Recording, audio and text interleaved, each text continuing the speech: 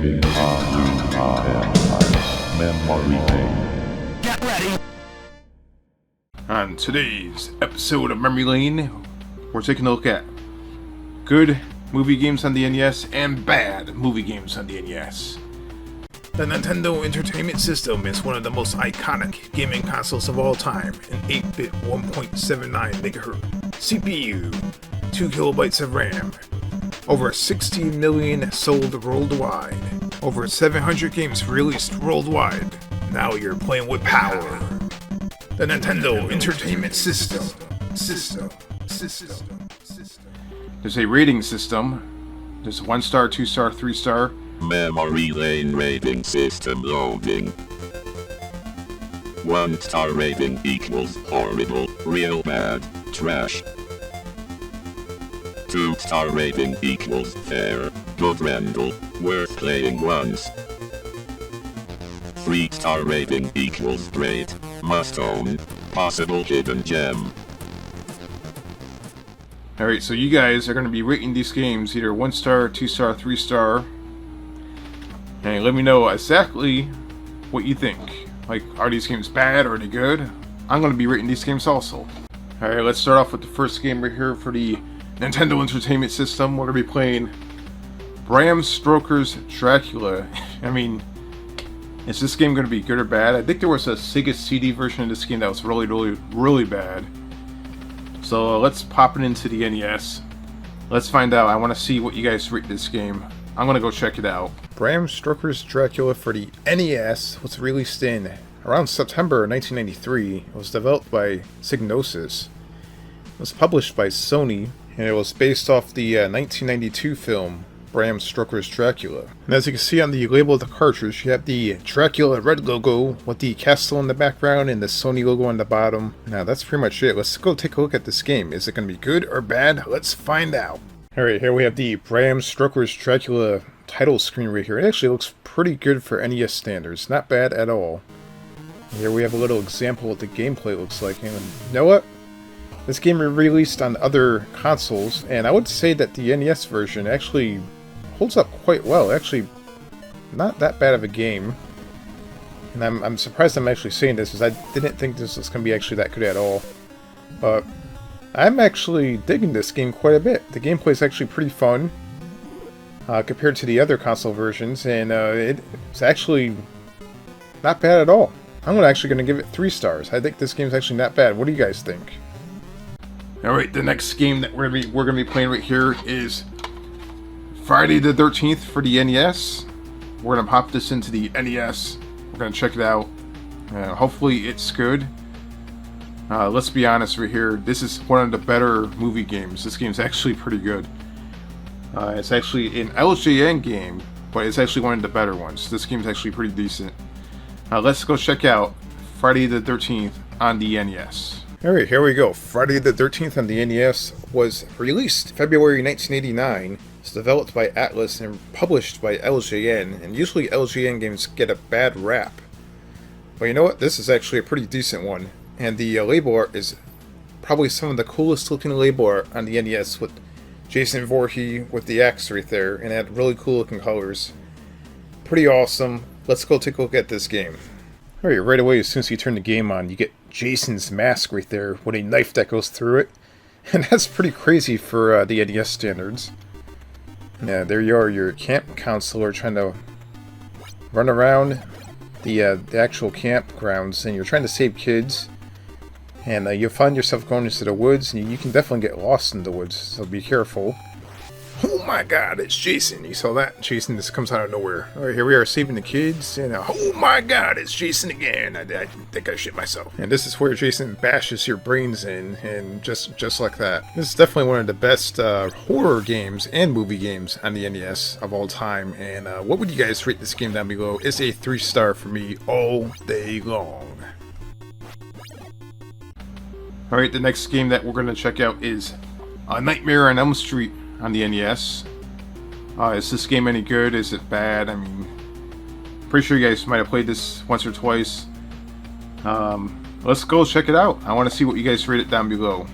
A Nightmare on Elm Street was released October of 1990, developed by Rare, published by LJN. Isn't it crazy the same company that made Donkey Kong Country made a Freddy Krueger game? And on the label art, you can see Freddy Krueger with his claws up in the air. And you have the Nightmare on Elm Street logo. Definitely some really awesome label art right there. So let's go take a look at A Nightmare on Elm Street and see how awesome this game is. Alright, here we have the amazing looking Nightmare on Elm Street title screen right there with Freddy Krueger with his claws up in the air.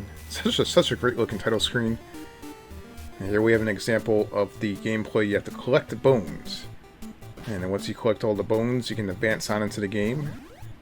And it's actually a pretty decent game. I actually think this game's actually pretty good. Some of the platforming can be a little tricky. So in this game you have to be very careful not to fall asleep. There's the actual sleep meter at the top of the screen. I do love the nightmare sequence in this game where you automatically get thrown into a nightmare and you can see Nightmare on Elm Street creatures. That's so awesome. This is another really good LJN game. 3 stars. What do you guys think? Give the game a rating down below. I want to see what you guys think. Alright, the next game on the list for the Nintendo Entertainment System, movie games, we're going to be checking out Willow. Is Willow any good? Not sure if it is or not, but let's go check it out. What would you guys rate the game? Comment down below. Willow was released in December of 1989, developed by Capcom, also published by Capcom. Now this is considered an action RPG. I'm not exactly a huge fan of RPGs, I really don't play RPGs at all. But we'll still take a look at it. I'm going to let you guys rate the game down below. And as you can see on the label, you have the Willow logo with characters from the movie. And let's go take a look at the game. Let's see if this game's any good or is it bad. Let's find out. Alright, right away you see the Willow title screen crawling from the side of the screen right there. And you get a little example of what the gameplay looks like. And you know what? This game actually, graphically, is probably one of the best looking RPGs on the NES. I mean, this game actually looks really good. I don't know if it's me or not, but hey, it looks way better than Zelda. And look at the grass moving and all the vegetation moving. And here's another example of what the graphics look like here. It definitely looks impressive for the NES standards. It actually looks really good. That's basically all I can say about this game. I would give it 3 stars just by the way it looks. It looks amazing. What do you guys think? How would you rate this game? Alright, the next game on the list right here, Alien 3. Let's pop Alien 3 into the NES. Let's try it out. Is it going to be as good as the movie? I'm not sure. Your guys going to be rating the game down below. 1 star, 2 star, 3 star.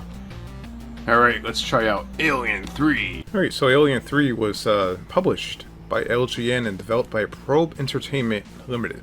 Released in March 1993. And right there on the label, you can see the actual Alien with the Alien 3 logo and the LJN logo on the bottom. This game was obviously based off of the Alien 3 movie. Not quite as popular as the first Alien movie. And is this game going to be good or bad? Let's go take a look. Let's find out. Alright, so right away you have the Alien logo popping up on the screen, similar to what you would see in the movie, which is pretty cool.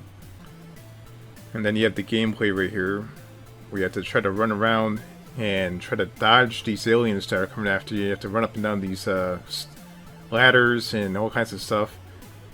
And the graphics look kind of like something you would see like in Contra, but the gameplay is not that great, to be honest. This would have been a great rental back in the day, because I don't think you would probably want to own this game. Probably rent it once, play it, return it back. It is a 2 star in my opinion. It's not quite as fun as you'd think it is, but you know, what would you guys rate this game? Alright, the next game on the list right here is Back to the Future for the NES. Let's get it out of the box. Let's play some Back to the Future. Alright, here we go. We got the cartridge right here. Back to the Future for the NES. Obviously, this game is obviously not good. I always enjoyed playing this game. I'll probably give it a slightly higher rating than what most people will. But let's go head over to the NES and let's play some Back to the Future. Back to the Future was released in September 1989, and it was developed by Beam Software, published by LJN. As you already know, Back to the Future is one of the greatest movies of all time. Will the game live up to how great the movie was? Obviously not. We all know that this game is not that good, but the label art is definitely classic and probably one of the best label arts on the NES. I love Back to the Future NES label art. Alright, let's go take a look at Back to the Future on the Nintendo Entertainment System. Alright, right away you have the title screen for Back to the Future, and the logo looks actually quite nice on the NES. And then we dive right into the gameplay, and this is where things go downhill. It almost looks like Back to the Future was reskinned from some other game or recycled from some other project. This game would have been much better off not being a Back to the Future game, but something else instead. Some levels are fun, but have nothing to do with Back to the Future whatsoever, and then some levels are absolutely horrible. You take this diner level, for example. I can never get past this diner level, no matter how hard I try. Then eventually this happens. This game gets a 2-star rating. It would have been a disappointing rental back in the day. It's not that good. How would you guys rate this game down below? Alright, the next game that we're going to be checking out right here is Beetlejuice for the NES. I don't know for sure how Beetlejuice is going to turn out, but if you guys played this before, or if you want to give it a rating down below, let's go check it out. Let's see if it's any good. Alright, Beetlejuice was released in May of 1991. It's developed by Rare, the same people who made Donkey Kong Country a few years later, and published by LJN. Now on the label art of Beetlejuice you can see tons of images from the actual movie, including Beetlejuice himself, and of course you have the LJN logo on the bottom. The movie wasn't too bad at all. Will this game be any good? Let's go take a look at Beetlejuice on the Nintendo Entertainment System. Alright, here we have the Beetlejuice title screen right here. You have Beetlejuice head. It looks not bad. And then this is where things get bad. I mean, look at this. You're sitting there stomping an enemy, and you die. I just don't get it. Just another cheap, badly made, licensed movie game for the NES. I mean, look at it. You know what? I almost gave this game a 1-star rating, but I thought to myself, because there is going to be much worse games later on this episode. I don't really like this game at all, but I'm going to give it a 2-star rating. It would have been a disappointing rental back in the day. I did not really like this game at all, but how do you guys feel about this game? Let me know down below. Alright, the next game that we're going to try out on the NES is Darkman. Is Darkman any good? I have no idea. Let's pop the cartridge right in there and let's check it out. And we do have a game in there. Let's find out what game this is. Alright, this is a little bonus right here for this episode. It's my favorite game of all time, WrestleMania Steel Cage Challenge. An actual good game. Okay, let's find out if Darkman is actually a good game. Let's go take a look. Alright, so Darkman released in October of 1991 and was developed by Paint by Numbers. Published by Ocean. It's based on the 1990 Darkman movie. And as you can see on the label art, it looks identical to the actual movie poster itself. I will be honest, I never really cared for this movie too much. I wonder how the game is. So how exactly does Darkman translate to an NES game? Let's head over and let's find out. Right away when you boot up Darkman, you get a nice graphical main menu, and there's even a little storyline that goes to the game. You know, that little illustration of Darkman right there on the bottom right actually looks pretty good. As soon as you get to where the gameplay is, things go downhill because of the difficulty and the frustration. Graphics look okay, but the actual level designs are not that good. There's a ton of random levels in Darkman, including this one right here where you're literally swinging from a rope. Who the hell does he think he is, Indiana Jones? I mean, look at this guy on the motorcycle holding up the peace sign. What is going on here? This game gets a 2-star rating. It would have been a decent rental. There might be some people that might love the game a lot more than I do, or might even hate the game. What do you guys rate this game? Down below, let me know. Alright, next up we have Jaws for the Nintendo Entertainment System.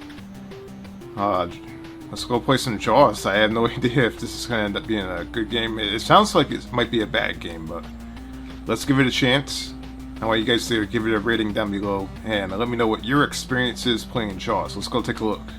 Alright, Jaws was released November 1987, developed by West One, published by LJN. And as you can see on the label art, you know, once again, LJN has really cool looking label art, especially for movie games. You have Jaws popping out of the water right there. It looks pretty awesome. Now, obviously, the Jaws movie was pretty good, but this is an LJN game, and you know the story. LJN games tend to be hit or miss.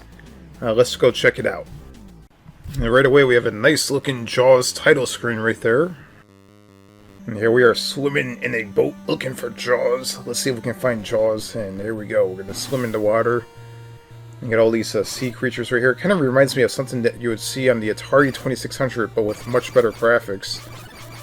I mean, so far it doesn't seem like it's that bad of a game. I actually like these type of games, especially on the Atari. Oh my god, I think that's Jaws right there. What the hell?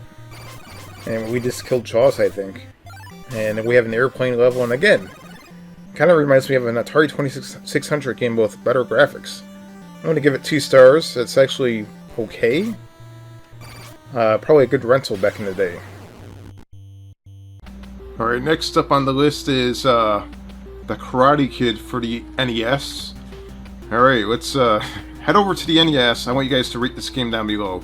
Is the Karate Kid going to be any good or not? I'm not sure. Let's go find out if the Karate Kid is actually a decent game on the NES.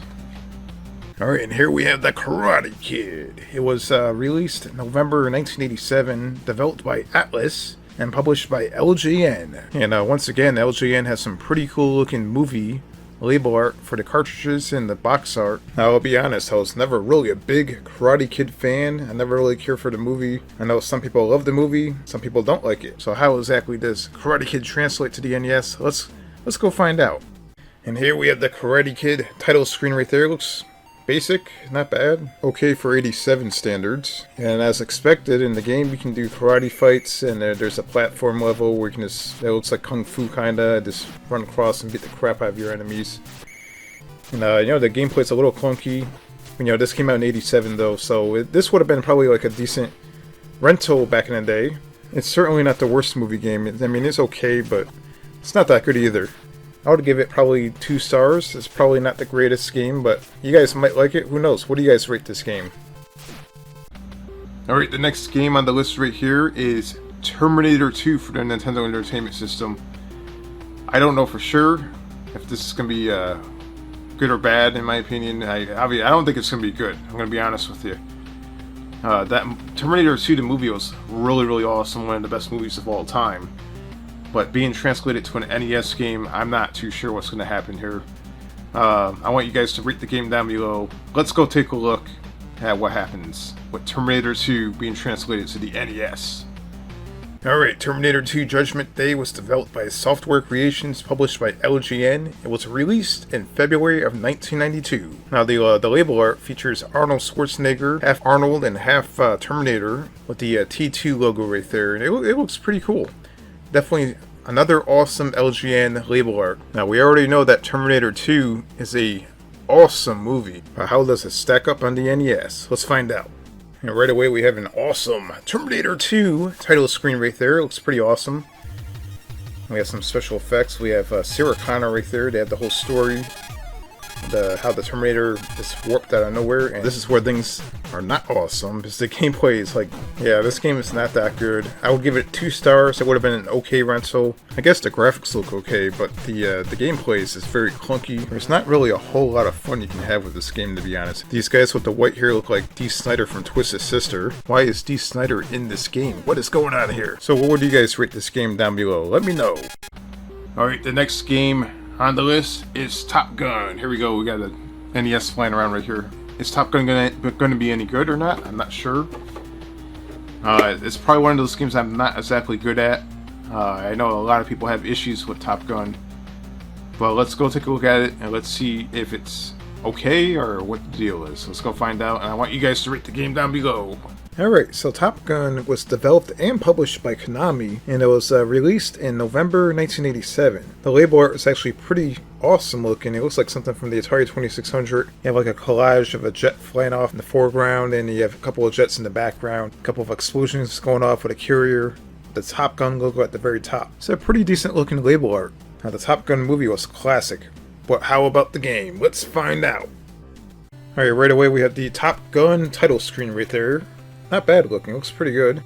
And we've got the jet on the left side, and here we go. Got a little cutscene before you actually play the game where the jet flies off. And here we got the takeoff right here, and now I'm not good at playing this game at all, so this is like a little demonstration.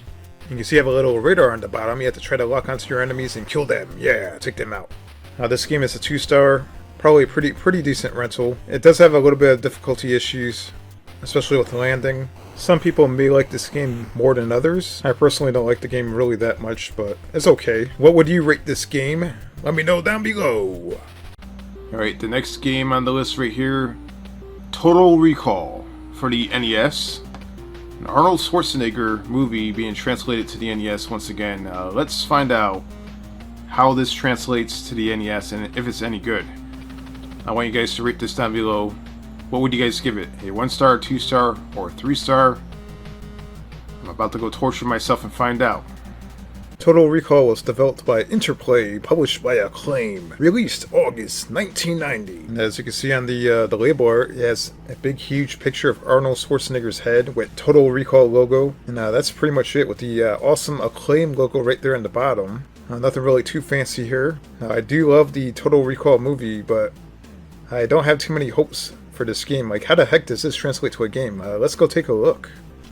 And here we have the Total Recall title screen with the big huge Arnold Schwarzenegger head right there. It looks actually pretty good on the NES. Look at that. And here's the game, man. This is where things go downhill. You have like little fights down an alleyway right here. You have to run around and try to dodge being shot from a guy from a trash can. Got rats over the place. Yeah, this game, it's playable, but it's 2 stars. It is not good. It's loosely based off the movie. And you have to beat these guys up here. They look like cops. And I can see that you're trying to escape. Now this part right here is like the closest thing to the movie that you're going to get. This part is actually pretty cool. But yeah, what would you guys rate this game? Let me know down below. Alright, the next game on the list is Who Framed Roger Rabbit for the NES. Now this game right here, I do remember playing this game quite a bit when I was a kid. It's not a good game at all, but there could be worse games than this, so let's give it a fair rating. Let's check it out. And I want you guys to rate the game also, either 1-star, 2-star, or 3-star. Alright, let's go torture myself playing this game for the entertainment of all you guys out there. Alright, Who Framed Roger Rabbit was developed by Rare, published by LJN, and released September 1989. And on the label art, you have Jessica Rabbit with Roger Rabbit, and of course you have the Roger Rabbit logo right there on the top. Now the movie was actually pretty good, but it's pretty obvious that the game is not the greatest. But we're still going to take a look at it, and we'll definitely give it a fair rating. Alright, let's head over to the NES and let's check it out. Alright, now here's the title screen. The title screen's not that good at all. It's very, very bland looking. Look at that. Not really much to see here. They could have done a better job. Of course, this is the game right here. This game is one of the first open world games where you can just walk around pretty much into any building just about. All over the place, all over the whole city. And you can actually search around for objects and investigate different areas. Now that right there, I'm going to give it 2 stars, because that's way ahead of its time. You can also buy different items. You can also punch people. So the game itself is not really that great. It would have been an okay rental back in the day. It's definitely interesting that it's open world. Oh my god, they killed Roger Rabbit. What the hell? Oh my god, I killed myself. What the hell? You'll be seeing that a lot while playing this game. Alright, we have our next game right here. It's Back to the Future 2 and 3 combo on one cartridge. You get 2 great movies crammed into one NES cartridge. But what happens when you translate that into an NES cartridge? 2 movies into one cartridge. What's going to happen here? I mean, we saw what happened with the first one. The first one was like, I don't know what the hell they were thinking. What would you guys rate this game?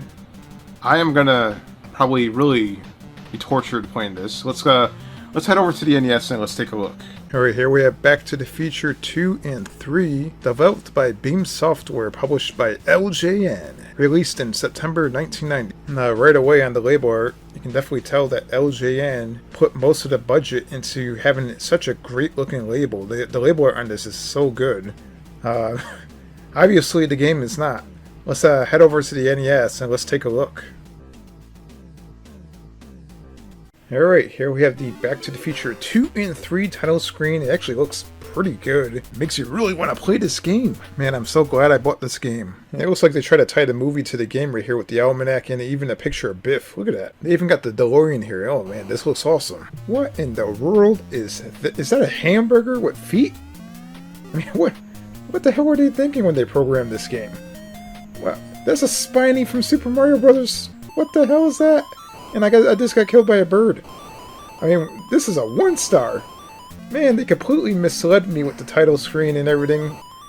Oh, this would have been horrible to rent. What would you guys rate this game down below? I just want to know. Alright, the next game on the list right here. One of the worst movie games of all time, in my opinion. Bill and Ted's Adventure. Excellent Adventure, whatever the hell it's called. And if I see anyone giving this game a 3-star, I'm going to lose my mind. Alright, let's head over to the NES and let's play Bill and Ted's Excellent Adventure. Oh my god, here we go. Bill and Ted's Excellent Video Game Adventure was developed by Rocket Science Games and published by LJN, released in August 1991. And much like most LJN games, the label art looks pretty decent. You walk right into your local video store, you see this, you want it, oh yeah, I gotta get this right now. But is this really an excellent video game adventure? Let's head over to the NES and let's find out. And there we have the Bill and Ted's Excellent Video Game Adventure title screen, and it actually looks like a pretty good title screen. Not surprising. And here we have the game right here, and we're walking around, and things get a little confusing. And I don't know what the hell we're supposed to do here. We're supposed to pick out a certain phone number tied to a certain time frame, and we have to enter it into a time machine, and all of a sudden all this crap happens. And look at this. This would have been a horrible rental back in the day. This sucks. This is not an excellent adventure. It is a piece of shit. I have high doubts that anyone would actually enjoy this game. I'm giving this game a 1-star rating. Let me know down below what you rate this game. Alright, down below I want you to list your ratings for these games. And I want to see exactly which games you like and which ones you don't like. This is basically my opinion on these games. The ones I like and the ones I don't like. We're going to be checking out the good, the bad, the ugly here on Memory Lane. And stay tuned, because there's going to be a lot more to come.